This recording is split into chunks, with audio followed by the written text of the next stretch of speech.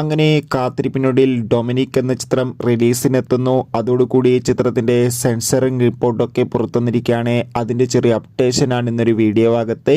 വീഡിയോയിലേക്ക് മുൻപ് കൂടുതൽ സിനിമാ വാർത്തകൾ നിങ്ങൾക്ക് പെട്ടെന്ന് ലഭിക്കാൻ ചാനൽ സബ്സ്ക്രൈബ് ചെയ്യുക.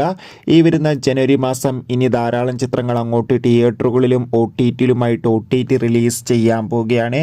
നമ്മുടെ ചാനൽ ഭാഗം പരിശോധിച്ചാൽ നിങ്ങൾക്ക് ആ വീഡിയോയ്ക്ക് കാണാൻ വേണ്ടി സാധിക്കും. അതൊക്കെ ഒന്ന് കാണുക. നേരെ ഇന്നത്തെ വീഡിയോയിലേക്ക് പോകാം. മമ്മൂട്ടി, ഗോകുൽ സുരേഷ് എന്നൊക്കെ പ്രധാന കഥാപാത്രങ്ങളായി വരാൻ പോകുന്ന ചിത്രമാണ് ഡൊമിനിക്. എല്ലാ സിനിമാ പ്രേമികളും ഒരേപോലെയാണ് ഡൊമിനിക് എന്ന ചിത്രത്തിൻ്റെ ഓരോ അപ്ഡേഷനും അറിയാൻ വേണ്ടി ഏറെ ആകാംക്ഷയോടെ കാത്തിരിക്കുന്നത്. ചിത്രത്തിൻ്റെ ഒഫീഷ്യൽ ടീസറിനും ട്രെയിലറിനും ഒക്കെ അതിഗംഭീരമായ മികച്ചൊരു റെസ്പോൺസ് തന്നെയായിരുന്നു ലഭിച്ചിട്ടുണ്ടായിരുന്നത്. അതുകൊണ്ട് തന്നെ ഒരുപാട് പ്രതീക്ഷകളാണ് ചിത്രത്തിനുള്ളത്. അങ്ങനെ ഫൈനലി ഇപ്പോൾ ചിത്രത്തിൻ്റെ സെൻസറിങ് റിപ്പോർട്ടൊക്കെ പുറത്തുവന്നിരിക്കുകയാണ്. ചിത്രത്തിന് UA സർട്ടിഫിക്കറ്റാണ് ലഭിച്ചിട്ടുള്ളത്. ഡൊമിനിക് എന്ന ചിത്രം 152 മിനിറ്റാണുള്ളത്.